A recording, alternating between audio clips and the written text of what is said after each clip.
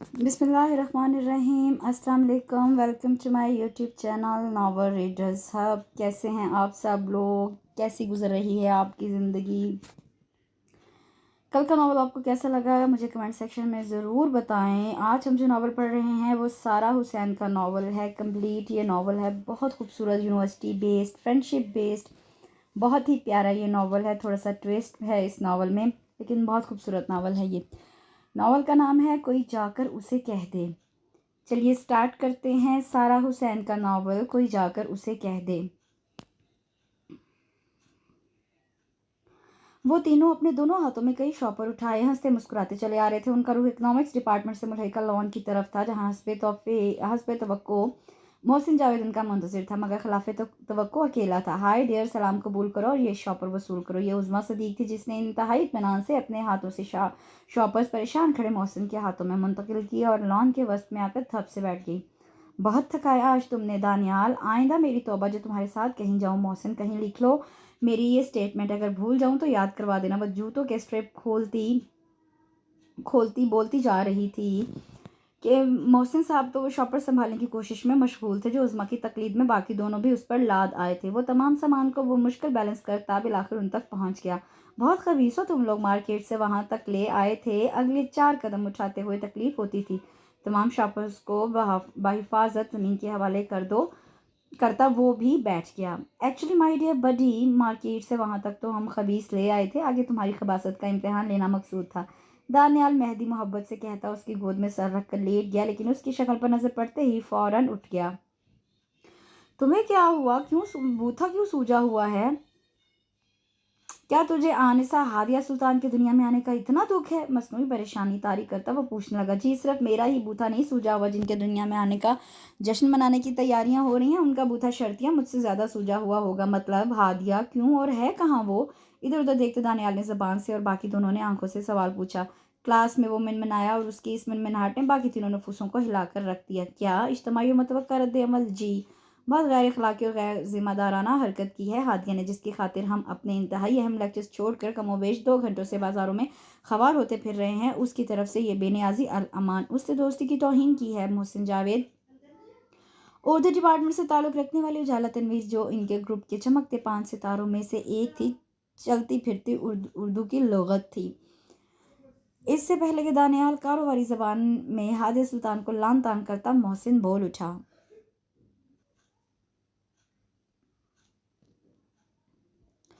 ओ बीबियों, जज्बाती बाद में हो ना, पहली पूरी बात तो सुन लो। दोनों ने लफ्ज़ बीबियों के जवाब में अच्छी खासी घूरी डाली थी। वो खुद नहीं गई, बल्कि सर अमानत साहब हस्बे आदत उसे घेर घार कर ले गए हैं। वो तो मुझे भी ले जाते अगर मैं बर वक्त पिलर के पीछे होकर उनकी नज़रों से बचना चाहता तो किसने कहा था क्लास छोड़कर कॉरिडोर में घूमे? सर अमानत वही है ना जो पाताल में से भी अपने स्टूडेंट्स को ढूंढ निकालते हैं। दानियाल मेहदी गुस्से में भरा बैठा था। उनका बस चले तो सारी यूनिवर्सिटी के स्टूडेंट्स को अपनी क्लास में समो लें। उज़मा मोबाइल निकाल कर उसका नंबर मिलाने लगी।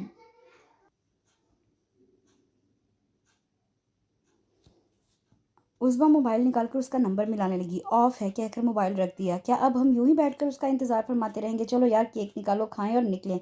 उजाला ने जल्दी से शॉपर्स की तरफ हाथ बढ़ाए, जिन पर फौरन उज़्मा ने चपत रसीद की और शॉपर्स अपनी हवेली में ले लिए तहवील में ले लिए। जी नहीं, केक वही काटेगी और अभी काटेगी, मैं लेकर आती हूँ उसे। उज़्मा जूता पहनने लगी। क्या मतलब, तुम क्लासरूम में जाओगी? मोहसिन ने जल्दी से पूछा। जी हाँ, और देखना तुम्हारे सर ताप पर पीएचडी प्रोफेसर को खबर भी नहीं होगी और हादिया सुल्तान होगी क्लास से बाहर। वो पुरअज़्म थी। यह तुम्हारी भूल है, वो जितने बेखबर दिखते हैं उतने हैं नहीं। मोहसिन ने उसे बाज रखना चाहा। जो कहते हैं नहीं हो सकता, वो मुझे जानते नहीं। उंगली उठाकर ड्रामाई अंदाज में कहती उस्मा आगे बढ़ चुकी थी। दुआ खैर करो भाई इसके लिए। मोहसिन जावेद की दुहाई को नज़रअंदाज करते हुए क्लासरूम के दरवाजे तक पहुंच चुकी थी। कमरे के 2 दरवाजे थे, उसने पिछले दरवाजे को थोड़ा सा खोला और दूर से आंख लगाए हादिया को ढूंढने लगी। पुश से किसी को पहचाना मुश्किल हो सकता है, लेकिन हादिया को नहीं, क्योंकि उसकी ऊंची पोनी टेल उसे सबसे मुनफरिद कर देती थी। जल्द ही उज़्मा ने भी उसे पहचान लिया, मगर वो तो टस से मस ना हुई। हालांकि पिछली कुर्सियों में बैठे होने की वजह से उसे उसकी सुन लेनी चाहिए थी। प्रोफेसर साहब का ध्यान बोर्ड की तरफ देखकर उससे दरवाज़ा इतना खोल लिया कि सर गर्दन समेत अंदर दाखिल हो गया। हादी आवाज़ भी पहले से बुलंद कर ली, मगर बजाय हादिया के मतवज्जा होने के एक लड़की मतवज्जा हो गई। उसे कोफ्त होने लगी। हादिया उसके अब के हादिया ने मुड़कर देख लिया और साथ ही किसी और ने भी। आ जाइए, अपनी ही क्लास है, क्या तांका झांकी में ही लेक्चर लेंगी। सर अमानत उसे भी अपनी स्टूडेंट समझकर मुलामत करने लगे। बुरी फंसी थी, बाहर भी नहीं जा सकती थी और अंदर जाने का याराना ना था, मगर फिर भी अंदर जाना पड़ा। क्या करी थी भाई, क्लास शुरू हुई तो अरसा बीत गया। सर अमानत इंतहाई गुस्से में थे। सारी क्लास में दबी दबी हंसी गूंजने लगी। उसने खुश कल से हादिया की तरफ देखा जो बिला वजह ही सर झुका गई।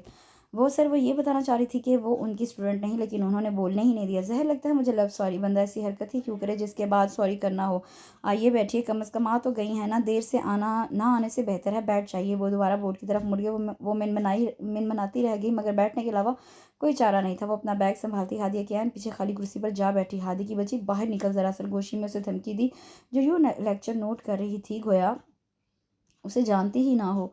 मैं तेनू समझावा कि कमरा जमात में राहत फतेह लिखा के मुधर आवाज़ गूंजने लगी। सर अमानत फ़ौरन से पहले पलटे। किसका मोबाइल बज रहा है, धाड़ते प्रोफेसर साहब आवाज़ की ताक़ुब में चल पड़े। वो जो बैग खोलने ही वाली थी लगातार करके यूँ बैठ गई कोई आवाज़ भी ना सुन रही हो। बंद हो जा खुदारा, बंद हो जा। दिल ही दिल में विर्द करती उज़मा सिद्दीक़ के चेहरे पर बला का एतमाद था। उसे यकीन था कि मोहसिन वगैरह ही कॉल कर रहे होंगे। जिन प्रोफेसर साहब करीब आने लगे, बेल बंद हो गई। उसने सुख का सांस लिया, बगैर महसूस करवाए किसका मोबाइल ऑन है, बंद कर दें। इसे तलाश में नाकाम होकर प्रोफेसर साहब ऑर्डर जारी करते हुए पलटी थे कि बेल दोबारा बज उठी। मैं तेन समझावा कि स्टैंड अप, बदतमीज़ लड़की, खड़ी हो जाओ। आवाज़ कहाँ से आ रही थी अब के बगैर ढूंढे ही वो जान गए थे। वो चील की तरह बैग पर झपटी और सैल ऑफ किया। आई एम रियली वेरी, घबराहट का मारा लहजा। फिर सॉरी, नफरत है मुझे इस लफ्ज़ से। उफ मेरे अल्लाह, वो क्या परेशान थी जो हादिया पे गुजर रही थी। वो तो जलतु जलाल का विरद किए जा रही थी। क्लासरूम में एक बार फिर दबी दबी हंसी उभरने लगी। वो खुश्क होंठों पर जुबान फेरती उनके रहमो करम पर थी। आप जैसे शागिर्द होते हैं जो इदारों और असातिज़ा के कंधों पर बोझ की तरह सवार रहते हैं। आप जैसे नौजवान, वो बोलते जाते थे, बरदरान, बुरा दिन है आज तो। काश काश मौसम तो मुझे रोक लेते। अब मारी अपनी डींग पर पछता रही थी। सर अमानत रोस्टरूम के पास पहुंचकर पलटे। अच्छा चलिए ये बताइए। हादिया के हाथों से पेन छूट गया, क्योंकि सर अमानत की पुरानी आदत थी, जिसे जानता हूँ, उस पर सवालात के ड्रोन हमले शुरू कर देते थे। ये बताइए कि किस मशयतदान ने 1936 में रोज़गार और सूद की थ्योरी पेश की थी, जिसे हुकूमती हल्कों में बहुत सराहा गया था। वो खाक नहीं समझी। जी सर, पॉलिटिकल साइंस के स्टूडेंट के लिए ये सवाल इतना ही मुश्किल हो सकता था जितना इस वक्त उज़्मा को लग रहा था। मैंने अर्ज़ की मोहतरमा के जिस माशियतदान ने 1936 में रोज़गार और सूद की थ्योरी पेश की थी, उसका नाम बता दीजिए मुझे। दांत पर दांत जमा कर उन्होंने तंज़न सवाल दोहराया। जी वो सर, वो इस कदर बौखला चुकी थी कि इर्द गिर्द के मिलने वाली सौती इमदाद भी समझ में नहीं आ रही थी कि यकायक अगली सीट से हादिया ने सफ़े पर मोटा सा कुछ लिखकर ज़रा सा ऊपर किया। उस पर नज़र पड़ते ही उज़्मा का एतमाद लौट आया। जी क्या वो तंज के तीर बरसाते वो सवालिया नज़रों से घूर रहे थे। सर उनका नाम कनीज़ था, मैडम कनीज़। सफ़े पर सिर्फ कनीज़ लिखा था, मैडम का इजाफा उसने खुद एहतरामन कर लिया। भला का एतमाद था क्या, ला हौल वला कुव्वत। उसने तो ठीक ही पढ़ा था। फिर सबका रद्देमल ऐसा क्यों। हादिया तो लगता था गम की शिद्दत से ही बेहोश हो गई थी, क्योंकि उसने सर अगली सीट की बैग से टका लिया था। सर अमान गुस्से से लाल भभूके और बाकी क्लास हंस हंस के बेहाल। अब की हंसी खुल्लम खुल्ली थी। जस्ट शट अप, प्रोफेसर साहब धाड़े। क्लास में यकलख्त खामोशी छा गई। क्या कहा तुमने कनीज, तुम्हारी फूफी जान ने ये नज़रिया पेश किया था। नहीं सर, मेरी फूफी का, वो बताना चाहती थी कि मेरी फूफी का नाम कनीज़ हरगिज़ नहीं। खामोश रहिए आप। मगर उन्होंने बात मुकम्मल ना करने दी। जिसे आप कनीज़ कह रही हैं वो कोई मैडम नहीं, बल्कि ये नज़रिया लॉर्ड केन्स ने पेश किया था। आप हैं पाकिस्तान का मुस्तकबिल, आप। और फिर अगला सारा वक्त वो लेक्चर भूले उसी को डोज देते रहे। नून और ये कि मामूली हेर फेर ने खूब बेइज्जत करवाया था। खुदा खुदा करके क्लास ख़त्म हुई। प्रोफेसर साहब के निकलते ही कमरा खाली होने लगा, मगर उज़्मा अपनी जगह से टस से मस ना हुई।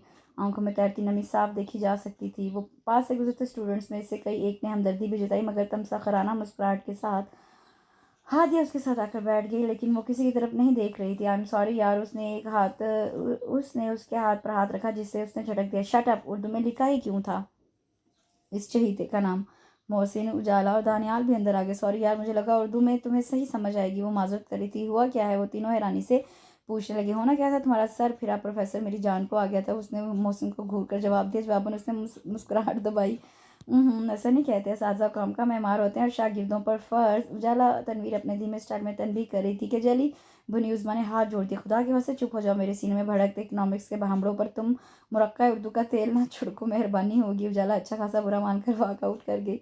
चलो भी पहले ही काफ़ी वक्त ज़ाया हो गया। दानियाल ने जल्दी जल्दी में उन्हें वहाँ से हिलाया और लॉन में लाकर मूड बहाल किया। चंद लम्हों बाद वो यूं हंस खेल रहे थे गोया पिछला खौफ ज़दा 1 घंटा आया ही ना हो। उनकी दोस्ती ऐसी ही थी, पुरखुलूस, मजबूत और पुरानी स्कूल के ज़माने से पनपने वाली ये दोस्ती आज तक कायम दायम थी। तमाम फासलों के बावजूद, अलग अलग कॉलेजेस में अलग अलग मज़ामीन पढ़ने के बावजूद राब्ते जूं के तू थे।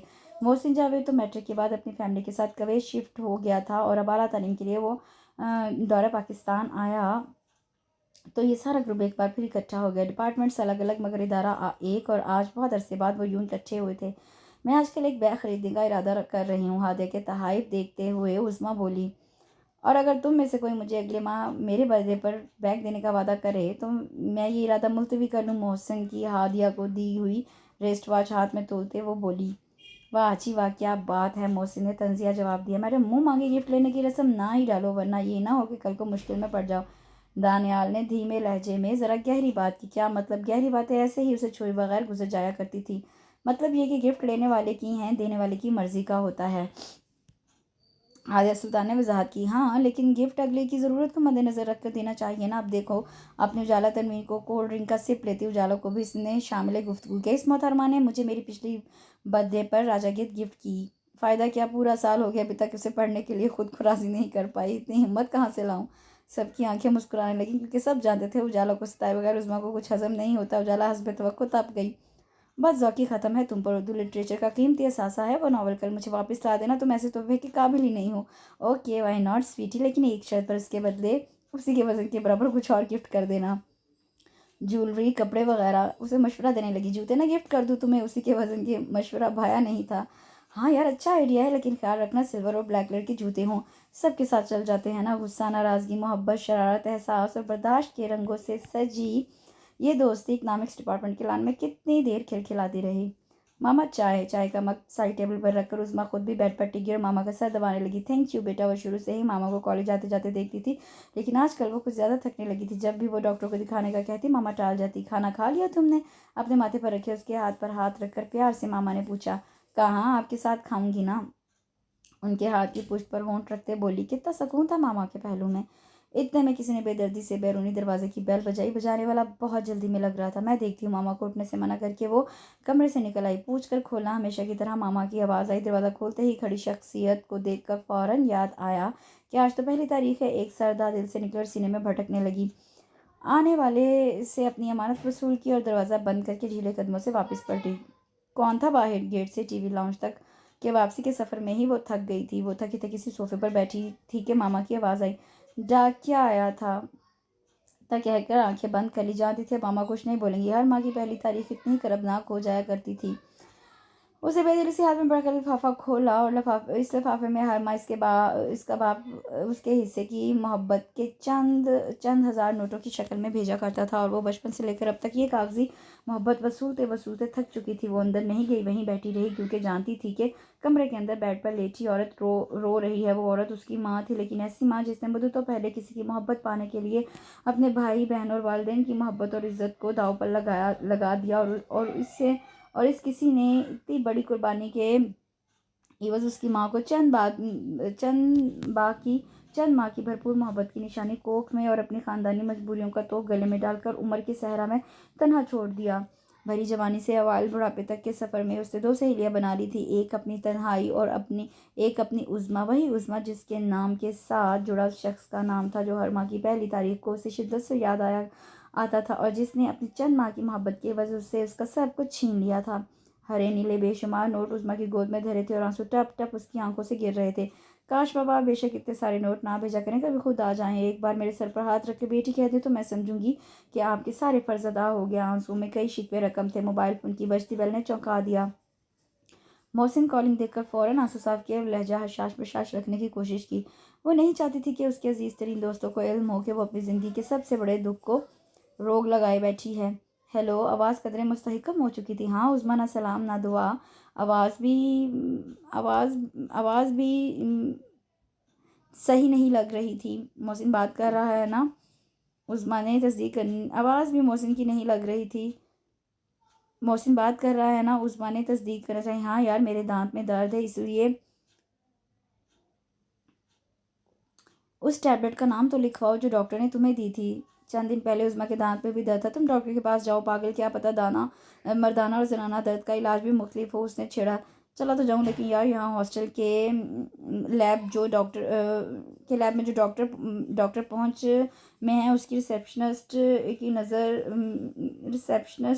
नज़र है मुझ पे, बड़ी लाइनें मारती है। यार तुम्हें तो पता है मैं कितना शरीफ हूँ। हस्ब आदत मोहसिन ने शरारत की, हालांकि अभी वो तकलीफ़ में था और उसे बोला भी ठीक नहीं जा रहा था। उस्मा हंस दी। खुद से ताई का आलम तो देखो ज़रा। अच्छा ये नाम है। उससे दराज से टैबलेट निकाल कर नाम लिखवाया। खाने के बाद खाना, उसने हिदायत दी। कुछ खाया जाए तब ना। हाय वो कराहा, तुम भी तो हर चीज़ खाने को तैयार होते हो। हर बार की तरह अब की बार लोहा तो नहीं चिबा लिया? उस्मा का दिल उससे बात करते करते कदरे बहल गया। नहीं, लोहा तो नहीं। हाँ अलबत्ता अपनी टेबल के कोने का एक लुकमा लिया था। कमाल करती हो तुम। मैं दर्द से बिलबिला रहा हूँ और तुम्हें मजाक सूझ रहा है। उसने अच्छा खासा तंज करने के बाद उसे झाड़ा। अच्छा जी, मुझसे ज़्यादा मजाक तो तुम्हें सूझ रहा है। तुम्हारा रूममेट नहीं आया अभी तक? उसे अचानक कुछ याद आया। नहीं अभी आया तो नहीं, पर आ लेने दो ज़रा। उस पहाड़ी बकरे को देखना कैसे खिदमतें करवाता हूँ। हाय ओके बाय कराते हुए उसने मोबाइल ऑफ कर दिया। उस्मा के लबों पे मुस्कुराहट थी। अच्छे दोस्त कितनी बड़ी नेमत होते हैं, वो सोच कर रहेगी। मोहसिन के रूममेट का ताल्लुक सवाद से था। इसी ताल्लुक से ये सब उसे पहाड़ी बकरा कहते थे। सबका उससे गायबाना तारुफ था कि मोहसिन का भी एक माह पहले, जब अभी क्लासेस भी शुरू नहीं हुई थी, वो आया था और कमरे में सामान रखने के बाद किसी इमरजेंसी के सिलसिले में दोबारा चल गया। और अगले दिन से लेकर अब तक एक माह तक मोहसिन सिर्फ सामान ही देख रहा था और इसी सामान को देख कर ही वो पुरुम्मीद था कि वो आएगा। इसीलिए सब उसे उसके पहाड़ी बकरे के बारे में ज़रूर पूछते थे।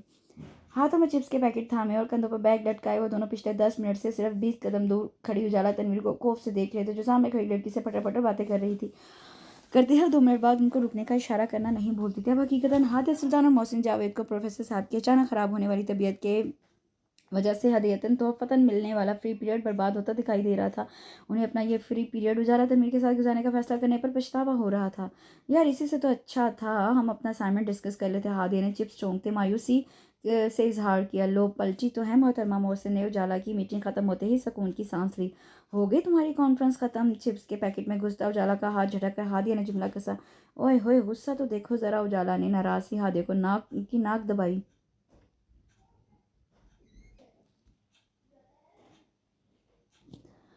देखो ना भाई, वो मेरी क्लासमेट थी, उसकी मंगनी हुई है तो मैं उसे मुबारकबाद भी ना देती हैं? उसने अपनी कॉन्फ्रेंस की वजह तस्मीया बयान की। नहीं, चलते चलते मोहसिन एक लंबी सी नहीं के साथ रुक गया।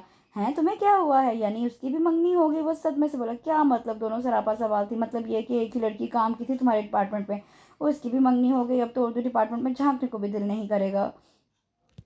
अफसुर्दा सा लहजा बनाकर बोला। हटो भई, तुम्हें हर वक्त अपनी पड़ी रहती है। हादिया ने उसे डांटा, जब मुंह बसूल कर फिर उनके साथ साथ चलने लगा। तो तुम इतनी देर से उसको मुबारकबाद ही देती रही हो? निखरी निखरी सब्ज घास पर बैठते ही हादिया बोली। नहीं यारा, मुबारकबाद तो पहले जुमले में ही निपटा दी थी, बाद में तो उससे उसकी साफ शफाफ जिल्द और निखरती रंगत का राज पूछती रही हूँ। कसम ले लो, ये कॉलेज में काफ़ी काली थी, मेरे कॉलेज में ही थी ना, मगर वो भी अपने नाम की एक निकली। बता के ही नहीं दी कि आखिर इतनी गोरी हुई कैसे? बता तो देती, क्या था, दुआएं ही मिलनी थी उसे मुझसे। और क्या, तुम्हें क्या ज़रूरत है किसी से पूछने की? तुम तो खुद इतनी अट्रैक्टिव हो, तुम्हें सामने रंगत सूट करती है। यार हादिया ने उसे तसल्ली दी। ज़रूरत है ना? तुम्हें नहीं पता फरहान की सारी फैमिली कितनी गोरी चिट्टी है? उनके बीच तो मैं काली लगूंगी ना? उसने अपने होने वाले ससुरालियों के हवाले से अपने खदशे का इजहार किया। इससे पहले कि हादिया जवाब देती, मोहसिन बोल उठा। ये कौन सा बड़ा मसला है? उसका हल है मेरे पास। दोनों बगौर मुतवज्जो हुई। तुम फरहान से कहोगे वो यूके सेटल हो जाने की बजाय अफ्रीका शिफ्ट हो जाए, वहाँ कम से कम तुमसे काली नहीं लगोगी। कैसा? दांत अलग निगाहों से उसे देखा। हाँ, और वहाँ पहुँचते ही सबसे पहले मैं तुम्हारे लिए लड़की ढूंढने का काम करूँगी। ठीक है? उजाला की तुर्की पर तुर्की बोलने पे हादिया कह खा लगाकर हंस पड़ी। हाँ ज़रूर, प्लीज़, पहली फुर्सत में। वो भी एक ढीठ था। वो क्या है कि मुझे उसकी रंगत से कोई टेंशन नहीं होगी, क्योंकि मेरे पास ऐसा नुस्खा है जो दिनों में नहीं बल्कि घंटों में कॉन्डोलेज़ राइस सारा पालन में बदल सकता है। वो हाँकने में मसरूफ़ था और अभी और भी हाँकता कि उसके सेल फोन ने उसे मुतवज्जा किया। छोड़ो भई उसे, ये बताओ शादी कब तक है? हादिया ने उजाला का ध्यान बटाया। जैसे ही फरहान आ जाएं। देखो, अब चिप्स का खाली पैकेट अपनी हथेली पर झाड़ते हुए बोली। और तुम्हारी तालीम? हादिया ने तशवीश से पूछा। पता नहीं यार, और वैसे भी एम ए उर्दू डिग्री के लिए थोड़ी कर रही हूँ, बस वक्त गुजारी के लिए, वो लापरवाही से बोली। फिर भी हादिया मुत्तफिक नहीं थी। लो भाई मुबारकबाद दो मुझे। मोहसिन कॉल बंद करके करते हुए बोला, क्यों, तुम्हारी लॉटरी निकल आई है? उजाला जलकर बोली, अपने ऐसे नसीब कहाँ, फिलहाल तो मेरा रूममेट आया है, असफर का फ़ोन था। उसने अपने रूममेट को आने से पहले ही इतना मशहूर कर दिया था कि लोग उसका हालचाल पूछने के बाद उसके रूममेट के बारे में पूछते थे। इसलिए असफर ने उसे ब्रेकिंग न्यूज़ दी थी, क्योंकि वो आज बीमारी के बहाने छुट्टी मना रहा था। चलो भाई, फिर तो पड़ गई। हादिया ने हाथ जोड़े, क्या ट्रीट? और क्या, चलो ट्रीट दो। दोनों उसके सर हो गए। एक्सक्यूज़ मी, मेरा रूममेट आया है, रिश्ता नहीं, इसलिए अपने नतीजेपन पर बंद बांधे। उसने उनको बहुत टालने की कोशिश की, मगर ये कैसे हो सकता था कि मोहसिन उनके चुंगल से बच निकलता। ज़्यादा ना करने का उसे नुकसान ये हुआ कि दानियाल और उज़मा भी ट्रीट दो नारे करने लगाने में शामिल हो गए। लिहाजा उसने दिल में ट्रीट के पैसे इस नादीदा रूममेट से लेने का इरादा करके उन्हें ट्रीट दे ही दी। मोहम्मद ईसा जहांसेब खान, मोहसिन का रूममेट। इतना लंबा नाम उसी का हो सकता था। 6 फुट से निकलता कद, खालिस पठानी रंग और वजाहत, चेहरे पे हल्की दाढ़ी मूंछें उसे अच्छी खासी बारोब शख्सियत बनाती थी। सुलझा हुआ अंदाज, गुफ्तगू मोहसिन जैसे बेख्तियार बंदे को भी मोहतात कर देता था। मोहसिन को जिस मकसद के लिए उसका शदीद इंतजार था, वो मकसद तो पूरा ना हो सका। यानी वो तो ना उसे चाय बना कर देता और ना ही उसके कपड़े प्रेस करता था, लेकिन फिर भी मोहसिन खुश यूँ था कि ये सब बहुत मोहब्बत करने वाला पुरखुलूस बंदा था। मजाक सह भी लेता था, और जब कभी संजीदा लहजे में मजाक करता तो बहुत भला लगता, और गैर महसूस तरीके से वो उनका ग्रुप ज्वाइन कर चुका था। वो यूँ कि वो बिजनेस का स्टूडेंट होने की वजह से दानियाल का क्लासमेट भी था, और मोहसिन का रूममेट तो था ही। जब उसने अपने देर से आने की वजह अपनी दादी की बीमारी को बताया, तो सबने ना सिर्फ उनकी सेहत के लिए दुआ की, बल्कि सेहतयाब होने पर ईसा खान की जेब भी खाली करवाई। लिहाजा वो उसी ग्रुप के तमाम कवायद और ज़वाबित पर अमल करते हुए छठा सितारा बन चुका था। फर्स्ट सेमेस्टर में सभी का रिजल्ट अच्छा था, सिवाय उजाला तनवीर के, और उसके नज़दीक उसके ख़राब रिजल्ट की एक बहुत खूबसूरत वजह थी, यानी उसकी शादी की तैयारियां। हादिया उसे हर रोज़ शादी मुलतवी करने और तालीम मुकम्मल करने पर लेक्चर देती, मगर वो बिल्कुल वैसे ही उसका लेक्चर सुनती जैसे प्रोफेसर्स का सुना करती थी। उसने सबको सख्ती से बावर करा दिया था कि अगर कोई गिफ्ट के बगैर आया तो शादी का खाना हरगिज़ उसे नहीं मिलेगा, और वो सभी उसे ठेंगा दिखाते थे, लेकिन चुपके चुपके उसके लिए गिफ्ट्स खरीदते थे। इसी मकसद के लिए मोहसिन ईसा को लिए फोर्ट्रेस आया था। ईसा पहले भी यहाँ आ चुका था, मगर आज तो वो ख़ास खरीदारी करने आए थे कि अचानक मोहसिन के बजते मोबाइल की रोशन स्क्रीन पर हादिया कॉलिंग आया। हेलो, हेलो जनाब, कहाँ आवारागर्दी करते फिर रहे हो? दोनों छूटते ही वो बोली। मोहसिन इर्द गिर्द देखने लगा। ईसा महज उसे देख रहा था। तुम कहाँ हो? उसे यकीन था कि वो यहीं कहीं, जिस रेस्टोरेंट के सामने तुम गुजर रहे हो उसके अंदर हूँ, आ जाओ तुम लोग भी। हादी की दावत पर वो दोनों रेस्टोरेंट में दाखिल हो गए। वो सामने टेबल पर बैठी थी, और इसके दाएं बाएं दो क्यूट से बच्चे भी बैठे हुए थे। हमें आवारागर्द कहने वालों, अपने बारे में क्या ख्याल है?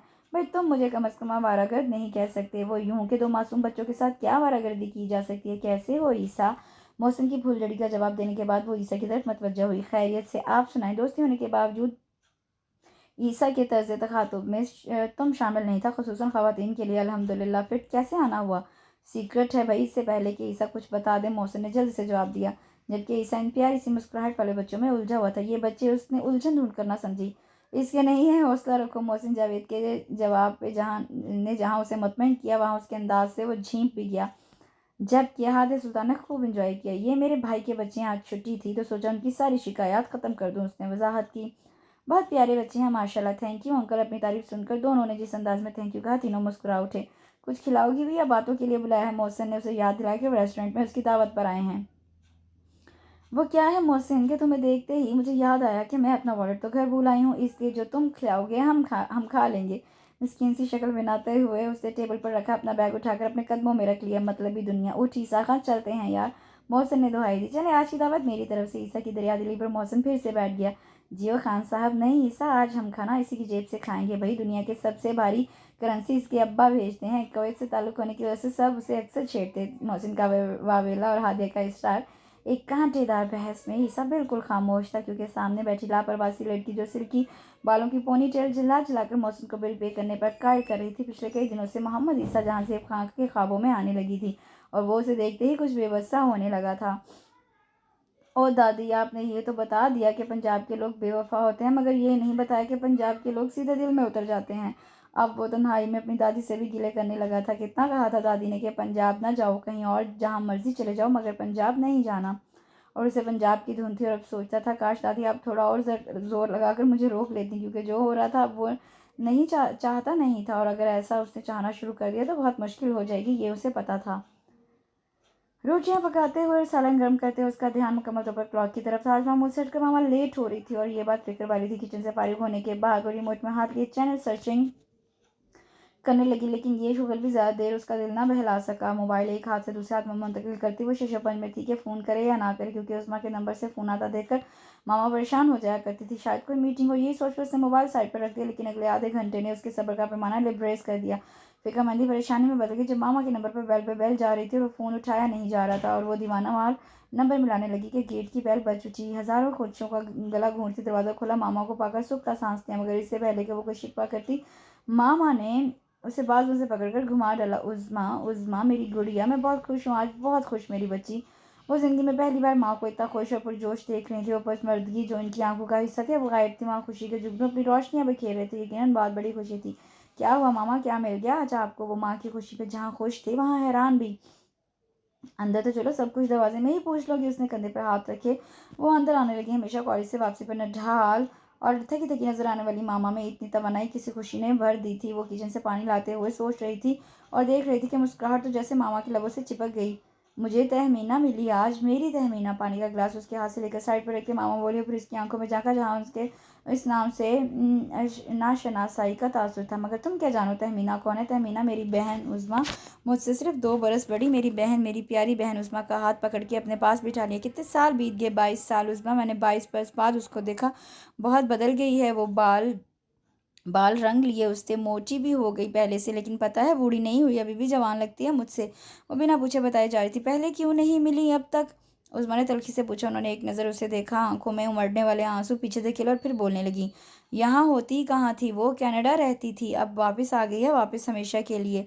पता है उसने लाहौर में ये सेटल होने का सोचा। कह रही थी कि तुम्हारे घर आती, मगर घर का एड्रेस पता नहीं था, कॉलेज का पता था, इसलिए मिलने आ गई। बाकी सब तो कराची होते हैं ना? मामा की खुशी से नज़र चुराते वो बोली, क्योंकि वो मुद्दत से इन रिश्तों के लिए तरसती थी जो मौजूद होने के बावजूद दस्तरस में नहीं थे। हाँ, सर्द सी आह निकली। उनके शहर बदर होने का सबब भी तो मैं ही बनी ना। अपनी बच्ची बची खुची इज्जत लेकर वो शहर ही छोड़ गए थे। मीना बता रही थी कि अब्बा मुझसे मिलना चाहते थे अपने आखिरी वक्त, लेकिन भाई नहीं माने। वो बता रही थी कि अम्मा बहुत दुआएं करती थी मेरे लिए, वो मुझे बहुत याद करते, चुप चुप कर रोते थे मेरे लिए। मैं कितनी जालिम हूँ ना उस्मा, मैंने कितना सताया सबको। उस्मा को अफसोस होने लगा, क्या था जो चुप रहती? वो हमारी तरफ आएंगी ना अब? उसने उनका मूड बदलना चाहा। हाँ ना, उन्होंने जल्दी से आंसू पूछे, कल आ रही हैं वो? और सुन लो, कल तुम यूनिवर्सिटी जाओगी ना कॉलेज? जो जो पकाना है अभी से सोच लो, लिस्ट बना दो मुझे सामान की। फैमिली के साथ आएगी, फिर वो फिर से खुश होगी। हमारा तो घर बहुत छोटा है, कहाँ बिठाऊंगी? ऊपर जो टेबल पड़ा है ना वो नीचे ले आएंगे, ठीक है? और देखो, सिंधी बिरयानी ज़रूर बनाएंगे, उसे बहुत पसंद है। बीफ पहले तो नहीं खाती थी, अब शायद अब खा लेती हो। चलो मटन ले आती हूँ। वो चलते फिरते बोलती जा रही थी, खुशी पूर पूर से उमड़ती, गोया उनको दीवाना करती जा रही थी। उस्मा उनकी खुशी में खुश थी, लेकिन कितने सालों से तन्हाई की आग में झुलसती अपनी माँ के लिए उसके दिल में बहुत दर्द था, बहुत शिकवे थे। लेकिन उस छोटी सी खुशी ने उनके लबों को जो मुस्कुराहट बख्शी थी, उसने शिकवों के शोले ठंडे पड़ने लगे थे। काश मामा बाकी की सारी ज़िंदगी यूं ही मुस्कुराते हुए गुजारें। दिल से निकलती ये दुआ होंठों को आमीन कहने पर मजबूर किए किए जा रही थी। उजाला तमीर की शादी, असाइनमेंट्स की भरमार और छोटे दिन, लंबी रातों ने इन सबको घुमाकर रख दिया था। उस सब पर ईसा जहांज़ेब खां की दादी मोहतरमा की बीमारी की खबर ने झुंझलाहट पर गुस्सा सवार कर दिया। जब तुम्हारी दादी जान तुमसे उदास होती हैं, बीमारी की खबर भिजवा देती हैं। मोहसिन सख्त गुस्से में था। ऐसे मत बोलो यार, मेरी दादी हैं वो, बल्कि मैंने माँ के नाम पर उन्हीं को देखा, और ये कोई बहाना नहीं, वो वाकई बीमार है। अपने कपड़े तय करता वो उसके गुस्से को कम करने लगा। लेकिन खान साहब, उजाला की शादी सर पे है, ऐसी बदवाएं देगी तुम्हें कि तुम अंदाज़ा भी नहीं लगा सकते। उसे डराने लगा। तुम मेरी फिक्र में दुबले ना हो, वो मुझे बददुआएं नहीं देगी, क्योंकि मैं उसका गिफ्ट उसे देकर जाऊंगा। बैग की जिप बंद करके अब वो जूते निकाल रहा था। कितने दिनों के लिए जा रहे हो? चंद सानी खामोश रहने के बाद वो फूले मुंह के साथ बोला, हाँ हाँ हाँ, बिल्कुल बीवियों की तरह बिहेव करते, कितने क्यूट लग रहे हो यार। भरपूर कहके के साथ अदा किए गए उसकी शरारती कमेंट ने मौसम को भी मुस्कुराने पर मजबूर कर दिया, जिसे छुपाने के लिए उसे तकिया उठाकर उसे दे मारा। क्या करते हो यार? वैसे एक हफ्ता तो लग ही जाएगा, सर्दी भी बढ़ रही है, गर्म कपड़े लाना है, दादी ने बहुत कुछ बनाया होगा मेरे लिए, वो भी लाना है, इसलिए जाना बहुत ज़रूरी है। जूते चमकाने के बाद वो अपने बिस्तर पर दराज हो गया। और हाँ, दानियाल को अभी मेरे जाने का ना बताना, क्योंकि उसे कायल करना बहुत मुश्किल है। सोने से पहले ईसा ने ताकीद करना ज़रूरी समझा। जब उसके जाने के बाद दानियाल मेहदी को उसके चले जाने की खबर मिली तो वह बहुत लड़ा। ये क्या हरकत की है उसने? दादी बीमार थी, उसकी मौसी ने उसे ठंडा किया। एक तो मैं इसकी दादी से बहुत तंग हूँ, नागहानी आफत की तरह नाजिल होती हैं। अब तो कह रहे हो ऐसा, मगर ख्याल रहे खान साहब के सामने ना कह देना, ये ना हो उनकी नस्ल गरज जोश मार उठे और तुम कवारे ही रुखसत हो जाओ। हादिया सुल्ताना से इरशादात आलिया से बाज रखने के लिए तनबीह की। नहीं जी, अगर चश्मे यार मेहरबान रही तो फिर गवारा नहीं मरूंगा। तीखी नज़र उज़मा पर डालकर दानियाल ने जुमला मुकम्मल किया। जुमला क्या बोला, हादिया और मोहसिन कोरस में ओए होए कहने लगे। उजाला की कमी अच्छी पूरी की है तुमने दानियाल, लेकिन इस जुमले की तशरीह सिर्फ उजाला ही कर सकती है। इतनी गाढ़ी उर्दू पर उज़्मा ने चोट की। ये नहीं कि उज़्मा दानियाल के जुमले का मतलब और उन दोनों की शरारत समझी नहीं थी, बल्कि बात ये थी कि उसने अपनी ज़ात की जो उसूलों की फसील खड़ी कर रखी थी वो उसको ये सब नज़रअंदाज करने पर मजबूर कर रही थी। उजाला की शादी के तमाम फंक्शंस रात के थे और मामा को इस सिलसिले में कई तहफ़्फ़ुज़ात थे, लेकिन हादिया सुल्तान ने पिक एंड ड्रॉप की सहूलत मुहैया करके मामा से इजाज़त ले ही ली। वरना उज़्मा को तो यकीन था कि मामा नहीं मानेगी, लेकिन हादिया सुल्तान की मेहरबानी से वो उजाला की शादी में मौजूद थी। अपनी मेहंदी पर पीला जोड़ा पहने सांवले चेहरे के साथ वो बहुत हसीन लग रही थी। गेंदे के फूलों से सजे झूले पे बैठी उसे उनकी फिक्र थी। खाना खा लिया तुम लोगों ने, ठीक से बैठे हो ना, तस्वीरें बनवाओ वगैरह वगैरह। और वो उसकी फिक्रों पर हंसते ईसा का फ़ोन आने पर उसे बहुत डांट सुनने को मिली उजाला से, जिसे उसने खंदा पेशानी से ये कहकर सुना कि आज तुम्हारा दिन है भाई, जो कह लो जो कहना है। और फिर बहुत सारी दुआएं भी दी। अगले दिन सुर्ख जोड़े में तो बिल्कुल गुड़िया लग रही थी। ऐसी रंगत की फिक्र में हर पल हरकान होती थी। उजाला आज कितनी खूबसूरत लग रही थी कि नज़र ही नहीं ठहर रही थी उस पर।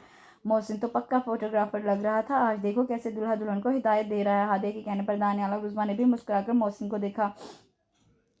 ये लोग कोने के टेबल पर बैठे मुसलसल उसे देख रहे थे, जो थोड़ी थोड़ी देर बाद मुड़कर हाथ हिला देता। मुझे कहीं छुपा लो दोस्तों, ये ना हो कि कोई मुझे तुमसे चुरा के ले जाए। तस्वीरों से फारिग होकर मोहसिन उनकी तरफ आया और अपने अंदाज में शुरू हो गया। क्यों, यहाँ किसे पागल कुत्ते ने काट लिया? तुम तो यहाँ कोने में घुस के बैठ गए हो। वहाँ उजाला की ससुराली लड़कियां मुझे यूं देख रही हैं गोया आंखों ही आंखों में निगल लेंगी। लगता है कभी इतना खूबरू लड़का देखा नहीं उन्होंने। बालों में हाथ फेरता वो उनके लबों पर मुस्कुराहट बिखेर गया।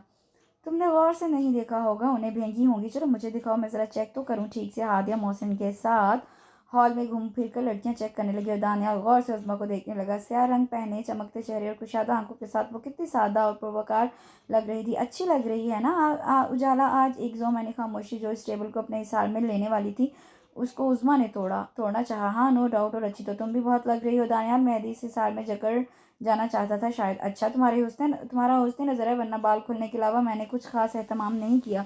वो बाल को हद इम्कान सीधा ले रही थी। ये भी कम तो नहीं, बहुत काफ़ी है। लहजा सरगोशी नुमा हो गया। चलो दानियाल, उजाला के पास बैठते हैं। वो उठने लगी। बैठी रहो यार, उसके रिश्तेदार फोटो सेशन करवा रहे हैं, अच्छा नहीं लगता। पॉइंट ठीक था। वो फिर बैठ गई। आगे तुम्हारा क्या इरादा है? मेरा मतलब है मास्टर्स के बाद। दानियाल बात करने के लिए बात बढ़ा रहा था। मुझे तो प्रोफेसर बनने का शौक है। मास्टर्स के बाद एमफिल, फिर पीएचडी। सियासत में तो नहीं जाओगी? हंसते हुए वो पूछने लगा। जा भी सकती हूँ, तुम्हारा वोट तो मुझे मिलेगा ना। हाँ जी ज़रूर। वो चुप हो गया। उज़्मा, मैं तुम्हें प्रपोज करना चाहता हूँ। वो रुक रुक कर बोला, मतलब मैं तुमसे शादी करना चाहता हूँ। मुझसे शादी करोगी? एक ही बात तीन मुख्तलिफ अंदाज में कहते हुए वो ज़िंदगी में पहली बार इतना कन्फ्यूज़ हुआ था। और वजह थी उज़्मा का अंदाज़। तुम मजाक कर रहे हो ना? हैरत के साथ खुली आंखों से भी सवाल आया था। नहीं उज़्मा, मैं बहुत संजीदा हूँ। तुम जब कहोगी मैं इंतज़ार कर लूँगा। अब के उसका लहजा हमबार था। तुम जवाब अभी लो या बाद में? मेरा जवाब एक ही है। वो ज़रा रुकी और उसकी तरफ देखा जो महव इंतज़ार था। No and never. उसने बात मुकम्मल की। उज़्मा, वो बोलना चाहता था मगर उज़्मा ने उसे रोक दिया। दानियाल प्लीज़, तुम्हें जवाब चाहिए था, वो तुम्हें मिल गया। अब और कुछ नहीं। वो उठी और जाते जाते रुकी। मगर तुम्हारी बात ने मेरा बहुत अच्छा दोस्त मुझसे छीन लिया। और फिर वो रुकी नहीं, वो बुलाता ही रह गया, बल्कि वो ज़िद करके हादिया को भी फंक्शन ख़त्म होने से पहले ही वापस ले आई। वो पूछती रही कि क्या हुआ तुम्हें, लेकिन उससे बस एक ही धुन थी, मुझे छोड़ आओ, फिर आ जाना, मेरी तबीयत ठीक नहीं। हादिया सारा रास्ता उसको बोलती रही और वो चुपचाप सुनती रही। तमीना खाला की आमदरफ से मामा की शब रोज़ में खुशाइन तब्दीली आई थी। पहले जो अपने माजी के बारे में कुछ सुनना पसंद नहीं करती थी, अब अक्सर उन्हीं की बातें करती और उज़्मा उनकी बात सुनने से ज़्यादा उनका चेहरा देखती रहती और सोचती कि वक्त तरजीहात को कैसे बदल देता है। वो औरत जो आज से चंद साल कबल अपने दिल की खुशी के लिए अपने प्यारों की मोहब्बत को रद्द कर चुकी थी, आज वो उन्हीं प्यारों के चेहरों में अपनी खुशियां तलाशती फिर रही थी। वही सब उसकी खुशियों का महवर बन गए थे। वो थकी थकी सी और एकदम तवाना हो गई थी। अपने कितने अहम होते हैं, ये उज़्मा ने अपनी माँ के तजर्बे से सीखा था। उसने अपनी माँ के दागदार दामन को देखते हुए अपना दामन समेट लिया था। मीना बहुत कहती है कि तुम्हें भी लेकर आऊँ, तुम तो एक बार भी नहीं गई उसके घर। मामा बज़ाहिर टीवी देखती उज़्मा से मुखातिब थी, जिसने नफ़ी में सर हिलाकर उनकी बात तस्दीक की। बाबर भी कह रहा था खाला उज़्मा तो बहुत मगरूर है, लेकिन मैंने भी उसे डांट दिया कि नहीं, मेरी बेटी तो बहुत प्यारी है, बस ज़रा मसरूफ़ है। उन्होंने प्यार से उसे अपने साथ लगाया। ओके मामा, इस संडे को जाऊँगी आपके साथ। वो अपनी परेशानी ज़ाहिर नहीं करना चाहती थी। वहाँ वो परेशान थी इस बात पर नहीं कि उसने दानियाल को इनकार किया, बल्कि उसने इनकार तो करना ही था, चाहे वो दानियाल होता या कोई और। बल्कि परेशानी उसे ये थी कि अब वो उसका बल्कि सबका सामना कैसे करी, और ये कैसे मुमकिन था कि ये परेशानी मामा से छुप सकती। क्या बात है मेरी गुड़िया, तुम परेशान हो? नहीं मामा, बस यूं ही उजाला की वजह से परेशान हो। अरे भाई, इसमें उदास होने वाली क्या बात है? तुम लोगों से बिछड़े हैं, मगर ये भी तो देखो नई जिंदगी शुरू करने जा रही है। दुआएं करो उसके लिए, ना कि उदास हो। उसकी चुप को उदासी पर महमूल करके मामा ने उसकी मुश्किल आसान कर दी। मामा के कंधे पर सर टिकाकर उसने सुकून से आंखें मूंद ली, और फिर इन दोनों के बीच में दर आने वाली सर्द मेहरी बाकी सबकी नज़रों में यूं ना आ सकी कि सब पेपर्स में मशगूल हो गए। लेकिन पेपर्स ख़त्म होते ही सबने उस्मा का अलग थलग रहना महसूस किया, ख़ासतौर पर जब दानियाल साथ होता। और उस दिन जब काफ़ी दिनों के बाद वो सब इकट्ठे हुए, उस्मा के लिए दी अंदाज और चुप को सब ने महसूस किया। अगर दानियाल कोई बात करता तो उस्मा उसे नज़रअंदाज करती। बिलाखिर ईसा पूछ ही बैठा, तुम लोगों में कोई झगड़ा चल रहा है क्या? मैं तुम्हें ऐसा लगता हूँ खान जी? झगड़ा और मैं? तुम ऐसा सोच भी कैसे सकते हो? दानियाल ने अपनी सफाई दी। फिर उस्मा तुमसे उखड़ी उखड़ी क्यों है? कोई ना कोई बात तो है, मोहसिन बोला। तो उस्मा ने पहलू बदला। ये तो तुम उस्मा से ही पूछ सकते हो। कुनखियों से उस्मा को देखते हुए वो बोला, मैं क्यों नाराज होने लगी तुम लोगों से? कुछ भी तो नहीं, उस्मा सटपटाई। हम लोग अपनी बात नहीं कर रहे, दानियाल की बात करें। हादिया ने भी महसूस किया था दानियाल देख रहा था, वो कनी कतरा रही है। बता दो उज़्मा, इनसे क्यों छुपा रही हो? हमारे दोस्त हैं ये। बराह रास्त उसकी आंखों में देखता वो बोला, शट अप दानियाल, जब कुछ है ही नहीं तो मैं क्या छुपाऊंगी? और तुम्हें भी अनाप शनाप बताने की ज़रूरत नहीं। उज़्मा चाहती थी कि दानियाल की हिमाकत, जिसका ताल्लुक बराह रास्त उनकी ज़ात से, उन सबको पता चले। दानियाल के इतना कहने और उज़्मा के जवाब पर सबको यकीन हो गया, कुछ ना कुछ तो है। अब तो वो उसके सर हो गए। मैं जा रही हूँ, मेरी क्लास है। उज़्मा नहीं चाहती थी दानियाल उसके सामने सब कुछ बताए, क्योंकि अब ये तय था कि वो जाने बगैर उसे छोड़ेंगे नहीं। इधर बैठो आराम से, और दानियाल बताओ तुम। हादिया उस्मा का हाथ खींचकर पास बिठाते हुए दानियाल से बोली, उजाला की बारात वाली शाम मैंने उस्मा को प्रपोज किया था। दानियाल बगैर तमहीद के बोला, रियली? मुझे तो पहले ही शक था। गुन्ने बताया नहीं? जैसी आवाज़ों ने रद्द-ए-अमल जाहिर किया। उस्मा सुर्ख चेहरे के साथ एकदम खड़ी, और अब उसकी आवाज़ उन सब की आवाज़ों पर हावी हो गई। पूरी बात बताओ दानियाल। मेहदी के मैंने तुम्हें इनकार कर दिया था। गुस्से से बात मुकम्मल करके वो रुकी नहीं थी, और वो तीनों हक्का बक्का एक दूसरे को देखने लगे, और दानियाल घास नोचने लगा। इस बात का सबके अल में आ जाने से ये हुआ कि दानियाल शेर हो गया। अब वो सबके सामने उज़्मा को ज़िज करता था। उसके सवालात उज़्मा को खज्जल करने के लिए काफ़ी होते। इनकार क्यों कर रही हो? माकूल वजह बताओ, फिर सोच लो। जितना अरसा कहोगे इंतज़ार कर लूँगा। बोलो कितना अरसा? वगैरह वगैरह वगैरह। बल्कि वो भी दानियाल के साथ थे, उनके नज़दीक उसमें कोई मुज़ायका नहीं था, मगर उज़्मा की ना हाँ में बदली ना बदलने वाली थी। इन सब का हल उज़्मा ने ये निकाला कि उनसे कतराने लगी, ज़्यादा से ज़्यादा मसरूफ़ रहने लगी। और ये सब देखकर हादिया बहुत गुस्से में थी, और एक दिन तो हादिया उसे तकरीबन घसीट कर लाई। मुझे लग रहा है कि हमारे ग्रुप के इत्तेहाद में उजाला का बहुत बड़ा हाथ था, या यूं कहो कि वो हमारे लिए लकी थी। जब से वो गई है हम सब बहुत बोर और डल हो गए। आज कितने दिनों बाद वो सब कैंटीन में जमा हुए थे, पर सभी चुप चुप थे। हत्ता कि मौसम भी हादिया की झुंझलाहट बड़े इस तरीके से सभी ने इत्तफाक किया, तुम्हारा झगड़ा मुझसे है, तुम इन सबको क्यों इग्नोर कर रही हो? दानियाल ने उससे बराह रास्त मुखातिब हुआ। मैं तुमसे बात नहीं कर रही दानियाल, तुम चुप रहो। वो हो रही, तुम्हें प्रॉब्लम क्या है? तुम दोस्ती ख़त्म करने के चक्रों में हो? हादिया ने भी दो दो हाथ किए। मैं दोस्ती ख़त्म करूंगी? मैं उससे क्यों नहीं पूछते? तुम लोग जो दोस्ती को दागदार कर रहा है। हमारे ग्रुप में ही रांझा वाले किस्से चलेंगे, कभी सोचा था तुम लोगों ने? आज बहुत दिनों बाद वो खुलकर बोली, अब तुम ज्यादती करी हो। ही रांझा वाला कोई किस्सा मैंने शुरू नहीं किया, सीधे सीधे तुम्हें प्रपोज किया, और तुम्हारे इनकार की ठोस वजह पूछी है, बस। दानियाल दूबदू बोला, ये काफ़ी नहीं कि मैं तुमसे शादी नहीं करना चाहती? बिल्कुल भी काफ़ी नहीं, बिल्कुल भी नहीं। बाकी तीनों खामोश थे। उस्मा चंद सानिया खामोश रहने के बाद निढाल सी बोली, मैं शादी से पहले की मोहब्बत की कायल नहीं हूँ दानियाल। तो मैं कब मुसर हूँ कि तुम शादी से पहले ही मोहब्बत करो? शादी कर लो, मोहब्बत बाद में करती रहना। उसकी बात पर सबके लबों पर मुस्कुराहट दौड़ गई, लेकिन मुस्मा की घूरी देखकर मासूम भी हो गई। तुम्हारी सुई एक जगह पे क्यों अटक जाती है दानियाल? अपनी पढ़ाई पर तवज्जो दो, और मुझे भी डिस्टर्ब ना करो। और ये जान लो कि तुम्हारी हर कोशिश रायगा जाएगी। मैं कभी तुम्हारी ऑफर कबूल नहीं करूँगी। पुरअज़्म लहजे में वो बोली। वजह उसकी आंखों में आंखें डाल के वो दो टोक लहजा इख्तियार किए हुए था। उस्मा का चेहरा एकदम सुर्ख हुआ, वो एकदम खड़ी हो गई और आवाज़ दबाते हुए चिल्लाई, वजह सुनने का बहुत शौक है ना तुम्हें दानियाल? मेहदी तो सुनो, मैं तुमसे शादी करना ही नहीं चाहती, क्योंकि मुझे तुम बहुत बुरे लगते हो। मुझे तुम जैसे छिछोरे लोग बिल्कुल पसंद नहीं, जो अपनी ख्वाहिशात को पूरा करते करते दूसरों की आरजुओं का खून करना चाहते हैं। सुना तुमने? उम्मीद है अब की वजह समझ में आ गई होगी। ये कहकर वो रुकी नहीं, और यहाँ मौजूद तमाम नफूस को गोया सांप सूंघ गया। किसी ने भी आज तक उज़्मा का ये रूप नहीं देखा था। इन्हें क्या हुआ? बिलाखिर ईसा ने खामोशी को थोड़ा बहुत बदल गई है। वो देखा हादिया कितना बोल गई है ना, वो कितना झूठ बोलने लगी है, वो भी सबके सामने अहमक लड़की।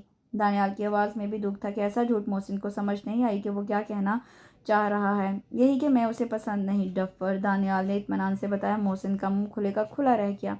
सैल्यूट है यार तेरे स्टैमिने को, तूने तो खुशफहमियों में मुझे भी पीछे छोड़ दिया। ये सब समझ रहे थे कि वो उस्मा की बात को दिल पर लेकर बैठ जाएगा कि वो उसे पसंद नहीं, बल्कि यहाँ तो वो मानने को तैयार नहीं था कि वो उसे पसंद नहीं। ईसा और हादिया भी हैरत से कभी उसे और कभी एक दूसरे को देख रहे थे। तुम लोग कैसे दोस्त हो? इसके उसे समझाओ कि वो मुझे रिजेक्ट करके बहुत बड़ी गलती कर रही है। क्यों ईसा, ठीक कह रहा हूँ ना? शायद उनके तासुरात बदलने के लिए वो यूं बोल रहा था। मोहसिन को तो यकीन था कि उसका दिमाग घूम गया है। इतनी बेइज्जती के बाद उसकी गैरत नहीं जागी थी। तुम तो गए भैया, मोहसिन ने तसल्ली देने वाले अंदाज में उसके कंधे पर हाथ रखकर अफसोस से कहा। हादिया बहुत गहरी नज़रों से दानियाल को देख रही थी, शायद उसकी मोहब्बत की गहराई को नापना चाह रही थी। और फिर एक सरधा उसके सीने से होती हुई लबों तक आई। शायद उसका अंदाज़ा कह रहा था कि गहराई बहुत ज़्यादा है। और वो एक अनदेखे से दुख में घिर सी गई और ये भी ना देख सकी कि सामने बैठा पहाड़ी परदेसी उसके दुख को अपने दिल में महसूस करता खुद से लड़ रहा था। वो नेट ऑन किए कुछ असाइनमेंट से मुतल्लिक डाटा डाउनलोड करने में बेहद मसरूफ़ थी जब कमरे के दरवाजे पर होने वाली दस्तक ने उसकी तवज्जो खींची। आ जाओ। इजाज़त मिलते ही अजरा का सर नमूदार हुआ। हादिया बाजी जी, वो दानियाल साहब आए हैं। दानियाल आया, वो परेशान सी होगी, उसकी आमद गैर मुतवक्का थी। अच्छा, और सुनो, उसे ड्राइंग रूम में बिठाया। बाजी बेगम साहिबा उनके पास हैं। उसने इतला दी, मामा घर पे हैं। अच्छा, तुम जाओ। उसे हैरत हुई क्योंकि अमूमन इस वक्त मामा अपनी सोशल एक्टिविटीज़ में मशगूल होती हैं। वो कंधे उचकाकर कंप्यूटर शट डाउन करने लगी। उसका ध्यान मुकम्मल तौर पर दानियाल की तरफ से। लगता है बहुत मसरूफ़ हो गए हो, कभी चक्कर ही नहीं लगाया इधर। मामा उसके साथ गिले शिकवों में मसरूफ़ थी। ड्राइंग रूम में दाखिल होते ही मामा की बात सुनकर उसे भी ये ख्याल आया कि वाकई दानियाल काफ़ी अरसे के बाद उनके घर आया था। जी बस यूनिवर्सिटी और बाद में पापा का ऑफिस। उसके साथ हेलो हाई करने के बाद वो फिर से मामा के साथ मसरूफ़ हो गया। अच्छा है, अभी से बिजनेस संभालो। मौसम आया था कुछ दिन पहले, माशाल्लाह अभी तक हंसमुख है और उसका रूममेट भी काफ़ी सुलझा हुआ बच्चा है। उसे भी साथ लाया था ना? जी आंटी, बहुत अच्छे हैं दोनों। वो गायब दिमागी से बात करता मामा के जाने के इंतज़ार में था। अच्छा, तुम लोग बैठो, गपशप लगाओ, मैं तुम्हारे लिए कुछ लाती हूँ। खाना खाए बगैर जाने का सोचना भी मत, मामा तनबीह करते हुए ड्राइंग रूम से निकल गई। हाँ जी, आज इधर किधर? हादिया ने हाथ नचा के पूछा। हादिया, एक काम करो यार, दुआएं दूंगा। वो मुल्तजी हुआ।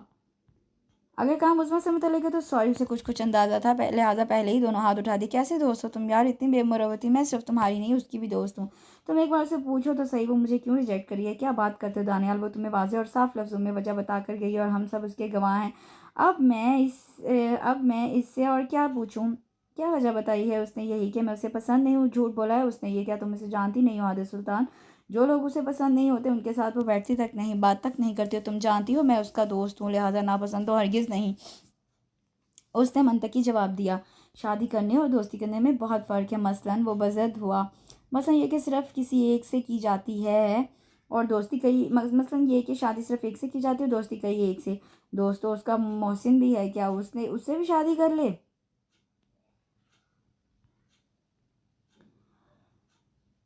हादिया ने भी सवाल दागा। हरगिज़ नहीं।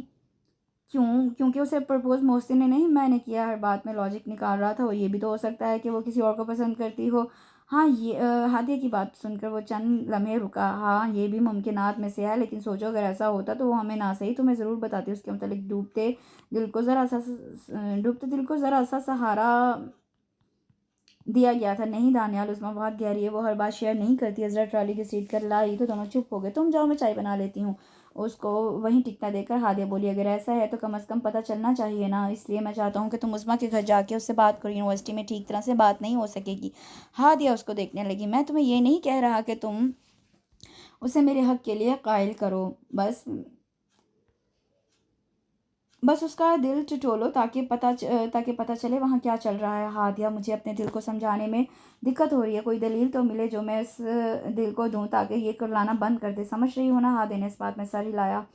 वो दानियाल का ये रूप पहली बार देख रही थी। उसने फैसला किया था कि उसे जाना चाहिए। आखिरी कोशिश के तौर पर उस्मा से बात कर लेनी चाहिए। एक और बात। उसके हाथ से चाय का कप पकड़ते हुए दानियाल बोला। अब क्या? मुस्कुराते हुए शामी कबाब की प्लेट उसके सामने की और जो बात उसने कही वो हादिया मानने को तैयार न थी। और वो फिर से दलीलें देकर उसे बनाने लगा। तुम्हें बिजनेसमैन नहीं वकील होना चाहिए। आखिरकार वो हार कर बोली और दानियाल सर झटकाकर अफसरदा मुस्कुराहट छुपाने लगा। वो रात भर उस्मा की ना हाँ में बदलने के लिए जुमले सोचती रही। दानियाल ने कहा था कि वो उसे इसके हक में कायल ना करे, लेकिन उसका दिल कह रहा था कि उसे कायल करना चाहिए, क्योंकि दानियाल की आंखों से जिगर जिगर करती मोहब्बत खुद अपनी सच्चाई की गवाह थी। वो घर से निकलने वाली थी कि उजाला की कॉल आ गई। उसे मोहसिन से कोई काम था, लेकिन मोहसिन का नंबर बंद था। उसने हादिया से कहा था कि पता करो क्या चक्कर है, उसका नंबर बिजी है या ऑफ। हादिया पहले ही उजाला को अपने ग्रुप के लिए लकी तस्वुर करती थी, लिहाजा उसकी कॉल को नेक शगुन समझकर वो मोहसिन को कॉल मिलाने लगी और उसका फ़ोन बिजी था, ना बंद बल्कि बेल जारी थी। इसी बेल पर ही उठा भी लिया गया। मोहसिन, तुम्हारा फ़ोन ऑफ था। उजाला पिछले आधे घंटे से तुम्हारा नंबर ट्राई कर रही है। छूटते ही वो बोली। मोहसिन तो वॉशरूम में है और नंबर उसका बिजी था क्योंकि कुवैत से उसकी फैमिली का फ़ोन था। ईसा ने ठहरे मखसूस लहजे में उसे बताया। और सॉरी, मैं पहचानी नहीं थी। एक्चुअली उजाला उसे कॉल करना चाह रही थी, शायद उसे कोई काम हो। इट्स ओके, आप उजाला को बता दें, अब कॉल कर ले। उसकी पहली बार फ़ोन पर उससे बात हो रही थी और वो उसकी आवाज़ सुनकर सोच रही थी कि वो रेडियो क्यों नहीं ज्वाइन करता, इतनी अच्छी आवाज़। ओके ठीक है, और हाँ, मोहसिन को ताकीद कर दीजिएगा कि दानियाल और उज़्मा से मुतल्लिक कोई बात उजाला को ना बताए, उज़्मा को अच्छा नहीं लगेगा। अचानक याद आने पर उसने ताकीद की, बिल्कुल बताना भी नहीं चाहिए। और सुनाए आंटी कैसी हैं? बिल्कुल ठीक, बिल्कुल बिल्कुल खैरियत से। आपको तो बहुत जिक्र करती हैं, आप उन्हें बहुत सुलझे हुए लगे हैं। हल्की सी हंसी के साथ वो बोली। ईसा के इर्द गिर्द जलतरंग सी बरसने लगी। और आपको अपने ही रोम में वो बोल बैठा, मुझे तो आप बस ठीक ही लगे हैं। एक बार फिर हंसी। उसे बात करना अच्छा लग रहा था, जानती नहीं थी क्यों, बस उसकी आवाज़ में बहुत गंभीरता थी। हादिया फ्रेंड्स में आपकी का हादिया फ्रेंड्स में आपकी कायल नहीं थी, लेकिन चूंकि ईसा खुद एहतराम से बात करता था तो इसलिए वो कभी कभी आप कह देती, बल्कि अब तो अक्सर औकात कहने लगी थी। ज़रा नवाजी है आपकी, बस ठीक भी कबूल है। वो भी हंसा। ओके, कल मिलते हैं, टेक केयर। उसे लगा बात कुछ ज़्यादा ही लंबी हो रही है, इसलिए फ़ौरन फ़ोन बंद किया और गाड़ी में बैठ गई। उसका दिल बार बार ईसा के बारे में कह रहा था कि लड़का अच्छा है, लेकिन उसने दिल की बात पर ज़रा भी कान ना धरे और उस्मा के घर की तरफ चल पड़ी। उसके घर के बेल देने से कबल दानियात की हिदायत के मुताबिक उसने उसका नंबर डायल किया। मैं उसके घर पहुँच गई हूँ। ओके, फ़ोन हाथ में ही रखना, थैंक्स हादिया। और यही बात उसने आखिर में कही थी कि उस्मा की बातें अपने कानों से सुनना चाहता है कि शायद हादिया दोस्ती और मुरब्बत में कुछ छुपा ना चाहे। अब वो उन दोनों के बीच होने वाली बातें सुन सकता था। उस्मा की मामा ने दरवाज़ा खोला, रस्पे साबिक बहुत प्यार से उसे अंदर ले गई। उस्मा अपने कमरे में अंधेरा किए लेटी थी। उसे देखकर फ़ौरन उठी और उसके आने पर खुशी भी थी और हैरान भी। आज दिन दिहाड़े चाँद को मेरे आंगन में उतरने की क्या सूझी? हल्के हल्के अंदाज में उस्मा ने उसके आने की वजह पूछी। भई उजाला चली गई है, पर अपने असरात छोड़ गई। उसके बेड पर उसके कंबल में घुसते हुए हादी ने उसकी बात का जवाब दिया। तुम्हें दानियाल बाकी पसंद नहीं उज़्मा?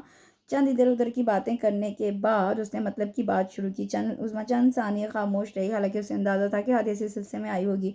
तुम उसकी वकालत करने आई हो? शिकायती नज़रों से उसे देखा। नहीं मेरी जान, मैं तो वो वजह जानने आई हूँ जिसने ज़िंदगी में पहली बार तुम्हें इतना सख्त लहजा अख्तियार करने पर मजबूर कर दिया।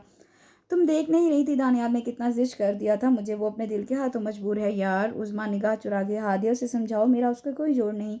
मेरे पूरे घर जितना तो उसका ड्राइंग रूम है। उसके पोर्च में बैक वक्त 3-3 गाड़ियाँ खड़ी रहती हैं उसके पास। वो और भी बोलती, लेकिन हादिया ने उसकी बात काट दी।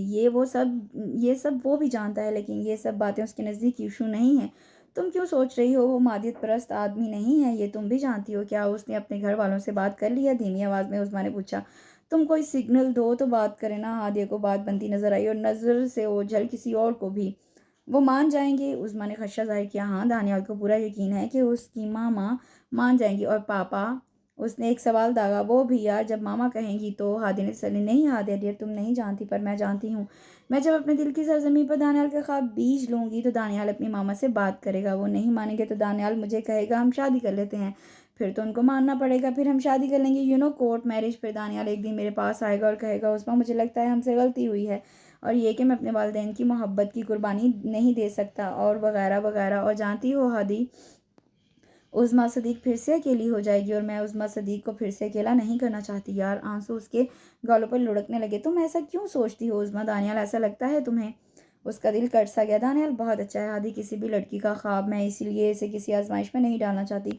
तुम लोगों को मेरी ये बातें जज्बाती लगेंगी, मेरा फैसला बेवकूफ़ाना समझोगे, लेकिन यार तुम लोग मेरी बात नहीं समझ सकते, क्योंकि तुम लोगों ने मोहब्बतों रिश्तों में कोई महरूमी नहीं देखी। मैंने देखी है। मैंने तमाम उम्र अपनी माँ की ज़िंदगी का मुशाहिदा किया और ख़ुद से अहद किया है कि एक और उज़्मा सदीक जन्म नहीं लेनी चाहिए। मेरी माँ पर आज तक उंगलियाँ उठती हैं कि ये है वो जिसने अपने क्लास फेलो से शादी कर ली थी। हादिया सुल्तान, ये उंगलियाँ सीना छलनी कर देती हैं। तुम क्या जानो, मैं ये उंगलियाँ सहते सहते थक गई हूँ अब। और नहीं यार, और नहीं। हादिया हैरत से उसे देख रही थी कि ये वो उज़्मा सदीक है जो हरदम मुस्कुराती रहती थी। उसके अंदर कितना दर्द था। वो आज जान पाई थी, वो बिल्कुल चुप थी। मेरे बाप ने मेरी माँ को बहुत आंसू दिए हैं, मगर अब मैं उनका इज़ाला करना चाहती हूँ। मैं अपनी माँ के दुखों को समेटना चाहती हूँ यार। और देखो, कुदरत ने मुझे मौका भी दे दिया है। उसने आंसू पूछे। मेरी खाला ने अपनी बेटी के लिए मेरा रिश्ता मांगा और मैंने ज़िंदगी में पहली बार अपनी मामा को बहुत खुश देखा है। हादिया, क्या तुम नहीं चाहोगी कि मैं अपनी माँ को वो खुशियाँ दे सकूँ जो मेरे बाप ने छीनी थी? हादिया ने उसका कंधा थपथपाया। दानियाल को उज़्मा से अच्छी लड़की मिल सकती है, लेकिन उज़्मा को अपनी माँ के दर्द समेटने का कोई और मौका नहीं मिलेगा। हादिया ने उसका सर अपने कंधे से लगा लिया और चुपके से मोबाइल फ़ोन का बटन दबा दिया, ये देखे बगैर कि कॉल पहले ही डिस्कनेक्ट की जा चुकी है। जिनसे मोहब्बत करते हैं उनके उसूलों को तोड़ा नहीं करते, ये दलील दानियाल मेहदी ने अपने दिल को थमाई। और ये और बात है कि दिल ने ये दलील तस्लीम की भी या नहीं। वो अपनी क्लास लेकर बाहर निकली तो दानियाल को महव इंतज़ार खड़ा देखकर फ़ौरन पलटी और मुखालिफ सिमत में चलने लगी। वो भागकर उसके सामने आ खड़ा हुआ। ए दोस्त, इतनी बेमुरवती, इतने दिनों से जो सवाली और तुलजाया कैफियत दानियाल की आंखों में ठहर सी गई थी, अब नहीं थी। प्लीज़ दानियाल, उज़्मा महसूस करने के बावजूद बेतासर लहजे में बोली। रिलैक्स उज़्मा, ईजी फील करो। फिर उसकी आंखों में झांकता शिकस्ता लहजे में बोला, मान ली तुम्हारी, जब मैं तुम्हें पसंद ही नहीं तो ज़बरदस्ती काहे की? टूटा लहजा उज़्मा को दुखी कर गया। ऐसी बात नहीं, जैसी भी बात है, जो कुछ मैंने पिछले दिनों कहा वो सब भूल जाओ। बेयकीनी से देखती हल्का सा मुस्कुराई। फिर से फ्रेंड्स? उसने शरारत से पूछा। हूँ। वो फिर से मुस्कुराई। वैसे एक बात कहूँ? चलते चलते वो रुका। आंखों की सतह पर नमी वाज़ेह थी। उज़्मा का दिल थमने लगा। कुछ नहीं, लब बोले, लेकिन आंखों में लिखा था कि उज़्मा तुमने अच्छा नहीं किया यार। उज़्मा के पास कोई जवाब नहीं था। उसने शुक्र किया कि आंखों की आवाज़ लबों से अदा नहीं हो सकी। चलो जल्दी, मोहसिन को पकड़ के रखा हुआ है सब ने कैंटीन पे। वो फिर से शाश बशाश हो गया। क्यों? उज़्मा ने हैरत का इज़हार किया। भई, उसने कटिंग करवाई है और उसी खुशी में हम ट्रीट ले रहे हैं। आदतन जला रहा है क्योंकि वॉलेट हाथी के कब्जे में आ चुका है। उसका हंसता हुआ बताता जा रहा था, मगर पॉलिटिकल साइंस डिपार्टमेंट के रास्ते पर लगे दरख्त तक महसूस कर रहे थे कि दानियाल मेहदी का लहजा कितना मसनूई हो गया है। लेकिन ये कोई नहीं जानता कि यह मसनूईपन अब उसके लहजे का हिस्सा बनने वाला है। और फिर बज़ाहिर सब कुछ पहले जैसा हो गया। महीने में दोबारा महफिल जमती, किसी एक की जेब खाली कराई जाती, हंसी मजाक चलता, लेकिन दो तब्दीलियाँ बहुत वाजियाँ थी। एक ये कि जब से उज़्मा की मंगनी अपने खालाजाद से हुई थी, दानियाल की मसरूफियात बढ़ने लगी थी। और दूसरी ये कि ईसा की निगाहों की कभी कभी की जाने वाली बेखुद चोरियाँ हादिया के दिल पर नकब लगा चुकी थी। या यूँ कही कि हादिया सुल्तान ईसा जहाज़ेब की आंखों में लिखी तहरीरें पढ़ने लगी और फिर तन्हाई में उन्हें दोहराने लगी थी। बहुत से अनकहे हर्फ मोहब्बत को जन्म देने में मसरूफ़ थे। हादिया सुल्तान अपनी आंखों में उल्फत के जुनून समेटने में इस कदर मगन थी कि उसे इजहार के लफ्ज़ों की ज़रूरत बेमानी लगने लगी। अगर कुछ नहीं बदला था तो वो मोहसिन जावेद वो वैसा ही था, बेज़रर, शोख और खुशफ़हम। कभी कभी दौरान महफिल उजाला की कॉल आ जाती तो मुरक्का उर्दू का तड़का महफिल को ज़ाफ़रान कर देता। वक्त की सुई रेंगते रेंगते आखिरी सेमेस्टर के इम्तहान तक जा पहुंची और वो सब मसरूफ़ हो गए। पेपर्स क्या ख़त्म हुए, गोया कोई बला टली। सब खुश भी थे और उदास भी। उन्होंने एक दिन यूनिवर्सिटी में आखिरी दिन के तौर पर मुकर्रर किया, क्योंकि उसके बाद सब ने अपनी अपनी मंजिलों की तलाश में नए रास्तों पर गामजन हो जाना था। ईसा और मोहसिन वापसी जाने वाले थे।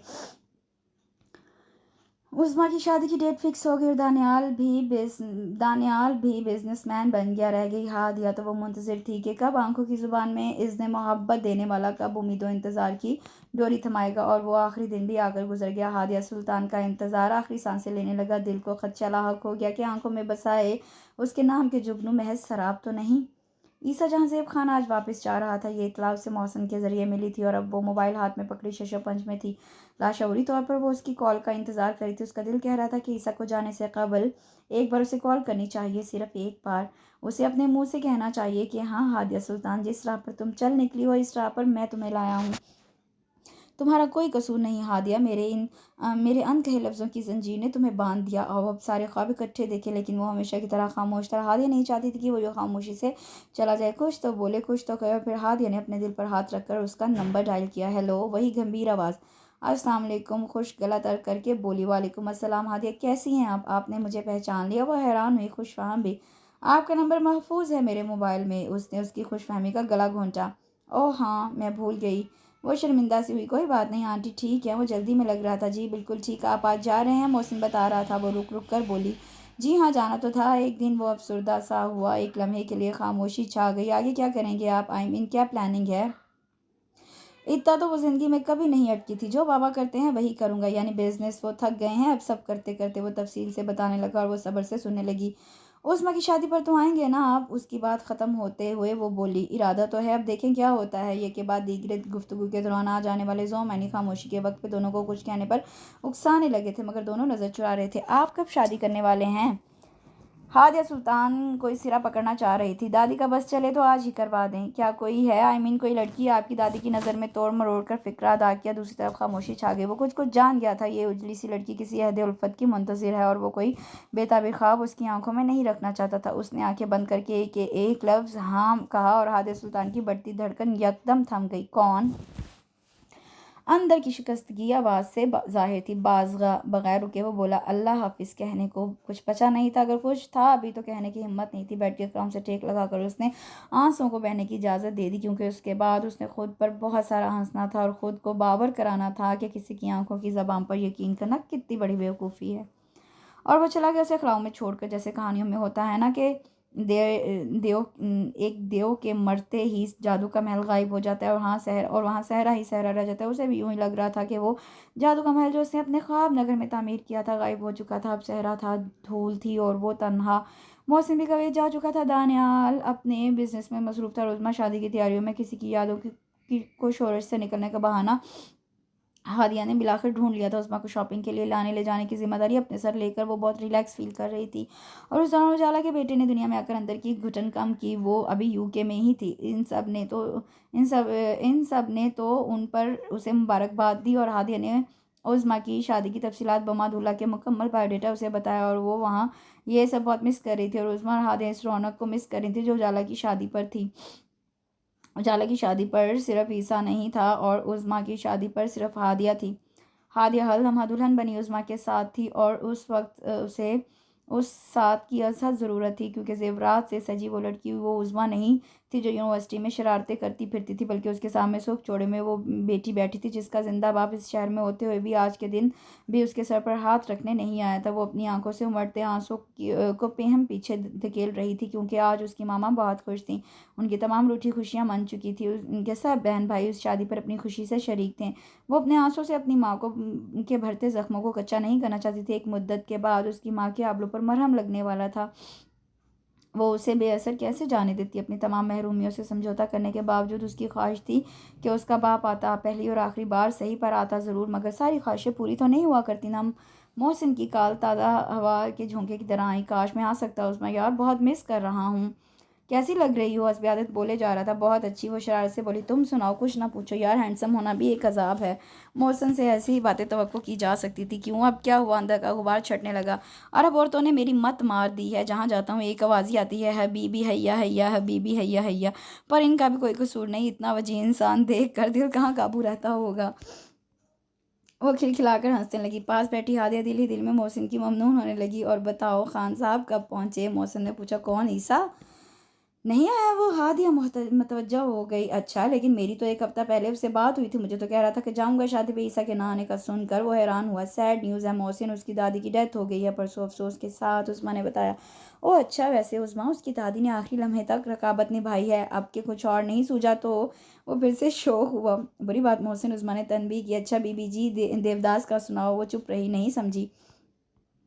अरे अपना दानियाल, वो है अपना देवदास। वो हंसा मोहसिन। वो उसे डांटते हुए बोली। ओके मैम, हमारा और तुम्हारा सबका दानियाल आया है क्या? नहीं, वो आप बढ़कर बोली। फिर तो सही कहा था देवदास। हादिया से बात करो। उस्मा के दिल में फिर किसी का दुख उतरा। अरे हादिया, कुछ तो दोस्ती निभाओ। वहाँ मौजूद प्यारी प्यारी लड़कियों को मेरा नंबर तो दे दो। इतनी आसानी से नहीं जी, रिश्वत दो, काम लो। हादिया भी मोहसिन के अंदाज में बोली। गलती मेरी है मैम, मैं तो भूल ही गया था कि आपके अब्बा तो सरकारी अफसर होते हैं। चंद लम्हे और इधर उधर की हाँकने के बाद उसने काल बंद की तो हादिया उस्मा को देखने लगी। तुम्हारी बात हुई थी ना दानियाल से? उस्मा ने झुके सर से पूछा। हाँ। तो क्या कहा उसने? बहुत परेशान था और उदास भी। हादिया ने बताया। आया क्यों नहीं? आंसू अंदर उतारने से आवाज़ भारी होगी। हादिया ने उसे गौर से देखा। कहता है कि इतनी खुदगर्जी तो जायज़ है ना? हादिया खुद भी दिल गिरफ्ता सी हो गई। अब बात हो तो उसे कहना कि उस्मा को माफ़ कर दे। आवाज़ सरगोशी में ढल गई। हादिया ने उसके हाथ पर अपना हाथ रख दिया। उस्मा की शादी के हंगामे क्या सद पड़े। हादिया सुल्तान को तन्हाई से खौफ आने लगा। वो तन्हा नहीं रहना चाहती थी, क्योंकि जब भी तन्हा होती कोई शिद्दत से याद आने लगता और वो उसे याद करना नहीं चाहती थी। कभी कभी उसे लगता कि उसका और दानियाल का नसीब एक जैसा है। फिर खुद को खूब डपटती कि इन दोनों का नसीब एक जैसा कैसे हो सकता है। दानियाल तो उज़्मा से मोहब्बत करता था, जबकि वो तो और फिर सीने के अंदर कुछ ज़ोर ज़ोर से सर पटकने लगता। वो अक्सर सोचती कि माँओं को अपनी बेटियों की सहेलियाँ होना चाहिए। अगर ऐसा हो तो कई मसाइल जन्म ही ना लें। घर में भाभी और बच्चे थे तो दिल लगा रहता। वो लोग भी दुबई शिफ्ट हो गए थे। वो हकीकतन घबरा गई थी। अपनी घबराहट ख़त्म करने के लिए उसने एमफिल में एडमिशन ले लिया और किसी हद तक दिल बहल भी गई। वक्त रिंगते रिंगते भी काफ़ी आगे निकल गया। दानियाल अपना अलग से बिजनेस सेट कर चुका था। उससे कई बार हादे को अपने ऑफिस में जॉब करने की ऑफ़र दी। सोच लो, मैं तुम्हें बॉस नहीं कहूँगी, चल यार मैं तुम्हें बॉस कह लिया करूँगा। वो हंसता, मगर वो टाल जाती। इस दौरान उजाला भी वापस आई। उज़मा से मिलने गई तो उसकी शौहर से बहुत मुतासिर हुई। उन दोनों ने मिलकर हादिया पर बहुत ज़ोर दिया कि शादी कर लो, कब करोगी। बल्कि उजाला ने तो उसकी मामा से भी कहा और उनका भी वही जवाब था, माने तब ना। उसके पापा का ख्याल था जब तक वो खुद ज़हनी तौर पर तैयार होकर इजाज़त नहीं देगी, हम उसकी शादी पर जोर नहीं देंगे। पीएचडी मत करना, हमें पहले ही तुम्हारी दिमागी हालत पर शुबा है, फिर तो जाओगी काम से। उजाला दुहाइयाँ देती रही। मोहसिन का भी फ़ोन आया रहता था और हादिया उसे यही कहती रहती, अब तो बड़े हो जाओ खुदारा। और उसका एक ही अलाप था, दिल तो बच्चा है जी। भाई भाभी आ जाते तो शब रोज़ ज़रा खुशगवार गुजरते। इस बार आए तो उसे भी विज़िट वीज़े पर साथ ले गए। उसने भी सोचा अच्छा है, ज़रा माहौल तब्दील हो जाएगा। मगर 3 माह बाद जब वापस आई तो एक ब्रेकिंग न्यूज़ उसकी मुंतज़िर थी। दानियाल शादी कर चुका था। गुन्ने मीस ने मुझे बताया नहीं, बुलाया नहीं और शादी कर ली।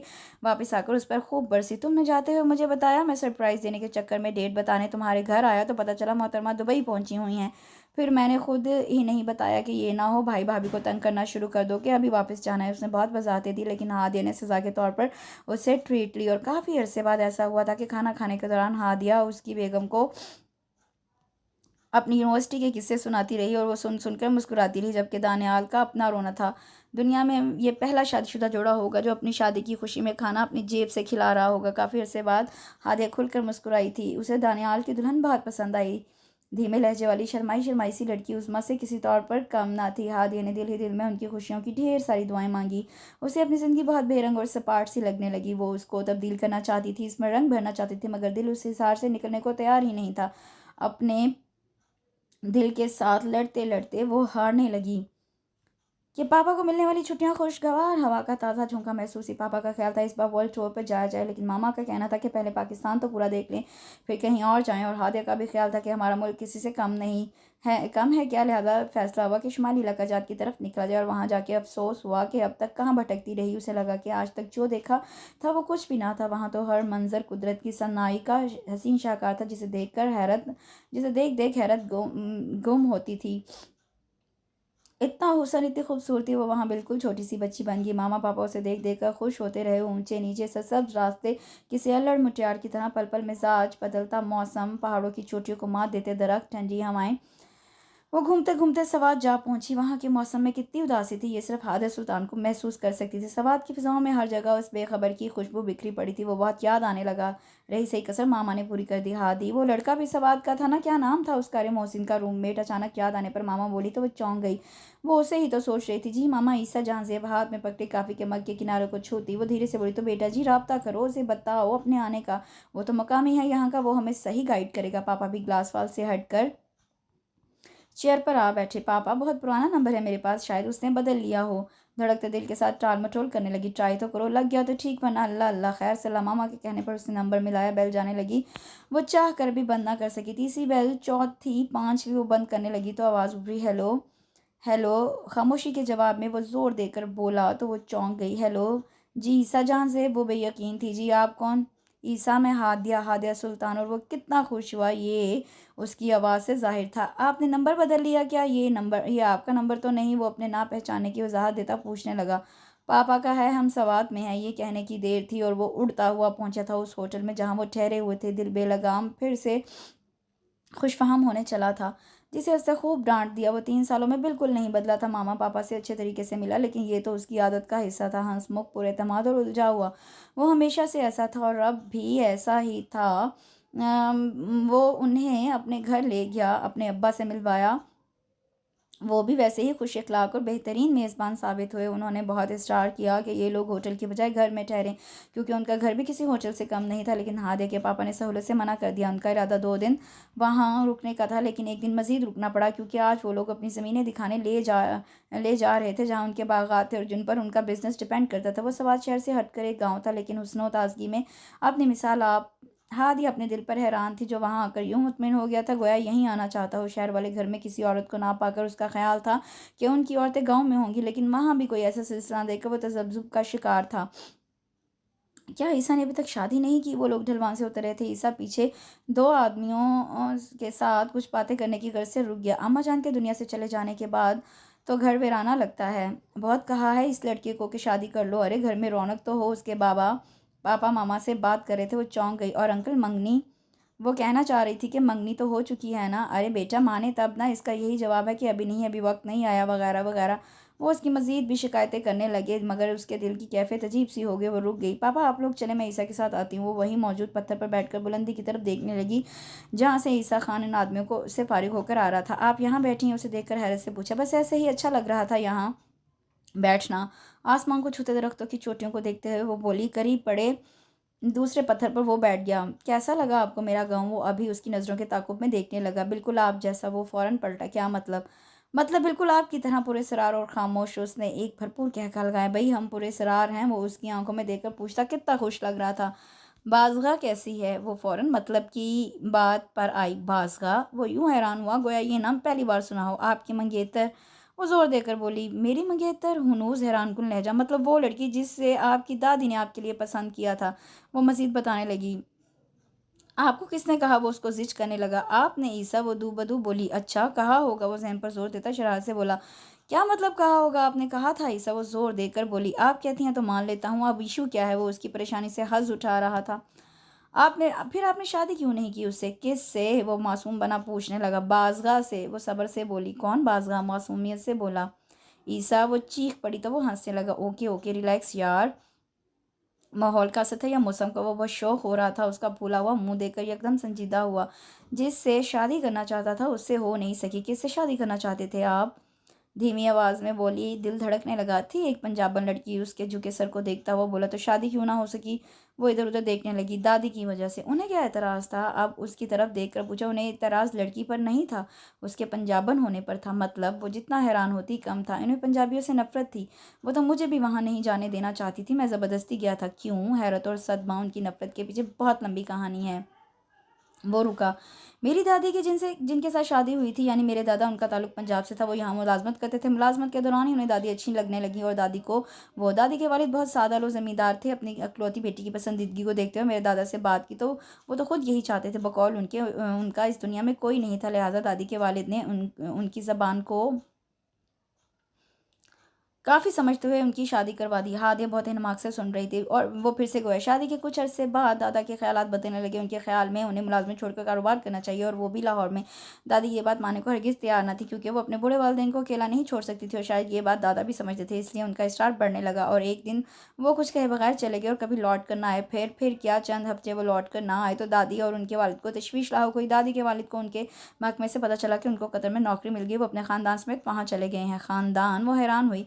हाँ, ख़ानदान। उनके ना सिर्फ वालिदैन हयात थे, बल्कि बीवी बच्चे भी थे। तब से ही दादी ऐसी मुतनफ़्फ़र हुई कि उन्हें पंजाब की हवा भी बुरी लगती है। वो शर्मिंदा से बोला। ये कहाँ का इंसाफ़ है ईसा, कि किसी एक शख्स के बुरे फ़ील की पादाश में पूरी कम्युनिटी को मोर्द इल्ज़ाम ठहराया जाए। उनके साथ जुल्म करने वाला एक आदमी था, लेकिन उनकी नफ़रत की लपेट में हम सब थे। वो अफ़सोस के साथ सर हिलाने लगी। मैंने बहुत पहले कहीं पढ़ा था कि गैर फितरी अमल करते करते इंसान थक जाता है, और आपको नहीं लगता ईसा की नफ़रत एक गैर फितरी अमल है? सोचें आपकी दादी कितना थक चुकी थी, और मैं आपको कसूरवार कहूँगी। वो बैठे से खड़ी हो गई। आपने उनकी मुश्किल आसान करने की बजाय उनका साथ देकर कोई नेकी नहीं की। क्या मतलब? वो हैरान हुआ। मतलब ये कि आप उनके अंदर की नफ़रत ख़त्म कर सकते थे। आप उनको वहाँ लेकर आते, हम उन्हें इतना प्यार देते कि उनकी सारी गलतफ़हमियाँ दूर हो जाती। मैं ये नहीं कहती कि जो कुछ उनके साथ हुआ वो सब उन्हें भूल जाता, लेकिन जिस वसी पैमाने की नफ़रत में वो सुलगती रही थी वो कम हो जाती। वो उससे दुनिया से थोड़ी हल्की होकर जाती। आप उनकी नफ़रत क्या ख़त्म करते? आपने तो अपनी मोहब्बत का भी गला घोंट दिया। वो ये कहकर रुकी नहीं, और वो उसको लम्हा ब लम्हा दूर जाता देखता रहा। दिल फिर से उसे खोने के लिए आमादा नहीं था। ग्लास वॉल के उस पार सारी वादी बर्फ में ढकी बर्फीली मलका लग रही थी। हादिया सुल्तान काफ़ी हाथ में पकड़े शाल कंधों पर बराबर करते ग्लास वॉल के पास आ गई। दरख्त बर्फ के लिबादों में लिपटे यूं खड़े थे गोया सफ़ेद परियां रास्तों पर जा बजा एस्तादा कॉर्निश बजा लाने को तैयार खड़ी हों। उसने हल्का सा पलट कर आतिशदान के पास पड़ी चेयर पर बैठे ईसा जहां ज़ेब को देखा, जो इस सारे माहौल में बेखबर अपने लैपटॉप से उलझ रहा था। वो एक मुतमईन सी नज़र अपने मसरूफ़ से मजाजी खुदा पर डालकर फिर से बाहर देखने लगी। वो लोग जब घूम फिर कर वापस आए तो अगले ही हफ्ते ईसा के वालिद आ गए, एक सवाल के साथ, और जिससे जवाब मांगा गया उसकी तो ख्वाहिश ही यही थी। मामा पापा भी बहुत खुश थे, लिहाजा बगैर वक्त ज़ाया किए उन दोनों को मुक़द्दस बंधन में बांध दिया गया और उनकी शादी की। सबसे ख़ास बात यह थी कि सब दोस्त फिर से इकट्ठे हुए मासवाए मोहसिन के, लेकिन उसने भी अपनी कमी पूरी ना होने दी। वो फ़ोन पर दवाइयाँ देता रहा। आखिर ये खिचड़ी पकी कब तुम दोनों के बीच, मुझे खबर तक ना होने दी तुम लोगों ने। वो मुस्कुराते रहे। वलीमा सवात में था। उजाला, उज़्मा और दानियाल अपने अपने लाइफ पार्टनर्स के साथ आए थे। सब कितने मुकम्मल और मुतमईन थे। हादिया ने गौर से दानियाल और उज़्मा को देखा। उनकी आंखों में कोई तिश्नगी नहीं थी। लगता है उनके जीवन साथियों ने उन्हें भरपूर मोहब्बत दी थी और वो मोहब्बत उनकी आंखों को रोशन किए दे रही थी। वो तीनों उनकी दोस्ती पर हैरान हो रहे थे। उजाला ने तो ईसा को साफ साफ कह दिया, ये ना समझना भाई कि तुम्हारी शादी पे आए हैं, क्योंकि तुम हम में से किसी की शादी पर नहीं आए थे, हम तो हादी की शादी पर आए हैं। और वो मुस्कुराते हुए कहने लगा, चलो मेरी मेरी पर ना सही, हमारी शादी पर आने का शुक्रिया। बहुत तेज़ हो गए हो। हादिया ने अभी से अपने रंग में रंगना शुरू कर दिया है जी। हर तरफ मुस्कुराहटें थीं। भाई मैं तो सोच रहा हूँ इस वीकेंड से मैं भी मोहब्बत के मैदान में हाथ पाँव मार दूँ। अभी तक अपने कवारा होने का एहसास मोहसिन को परेशान किए दे रहा था। कुछ दिन सवात में गुजार कर वो वापस चले गए और अपनी हंसी की जलतरंग वही वादी में छोड़ आए। हादिया सुल्तान ने दोबारा पलटकर ईसा को देखा। वो हुनूर स्क्रीन की तरफ मतवज्जा था। आज काफ़ी दिनों बाद बिजनेस का हाल अहवाल देखने का वक्त मिला था उसे। ईसा, हादिया ने पुकारा। मसरूफ़ सा अंदाज। ईसा, यहाँ आए ना, देखिए कितना अच्छा लग रहा है। वो फिर बाहर देखने लगा। नहीं आ सकता, काम है ना। नज़र हुनूर स्क्रीन पे। खान जी, खान जी, लाड से पुकारा। ईसा ने मुस्कुराते हुए देखा। ये लहजा तो उसकी कमज़ोरी था। वो हादिया की तवक्को के ऐन मुताबिक लैपटॉप छोड़कर उसके करीब आ गया। अपने पीछे उसकी मौजूदगी महसूस करके वो मुस्कुरा उठी। उसकी कमर में हाथ डालकर और अपनी ठोड़ी उसके सर पर चकाकर वो भी बाहर देखने लगा। दादी सही कहती थी, धीरे से बोला। क्या? हैरत से पूछा। यही कि पंजाब के लोग बहुत जालिम होते हैं। अच्छे भले बंदे को किसी काम का नहीं छोड़ते, एकदम नकारा कर देते हैं। गंभीर आवाज़ में वो बोला। मस्तूरी गुस्सा चेहरे पे सजाकर वो पलटी और गुस्से में तो इतने हसीन लगते हैं कि नज़र हटने को तैयार नहीं होती। वो मज़ीद गोया हुआ। उसकी गाल जज्बों की हिद्दत से दहकने लगे। ये भी दादी कहती थी। फिर शीशे से पार देखने लगी। नहीं, ये तो पोता कहता है। और वो खिलखिलाकर हंस पड़ी। उसकी हंसी की जलतरंगी सा जहाँ ज़ेब को मदहोश करने लगी और बाहर खड़ी बर्फीली परियां एक दूसरे की तरफ देखकर मुस्कुराने लगी। इसके साथ इस खूबसूरत सी फ्रेंडशिप यूनिवर्सिटी बेस्ड कहानी अपने इख्तिताम को पहुंची। कमेंट सेक्शन में मुझे ज़रूर बताइएगा कि आपको ये नावल कैसा लगा। इसके साथ ही मेरे चैनल को लाइक शेयर सब्सक्राइब ज़रूर करें। कल इंशाल्लाह एक नए खूबसूरत से नावल के साथ फिर हाजिर होंगी। अपने दुआ में मुझे याद रखिए। अल्लाह हाफिज़।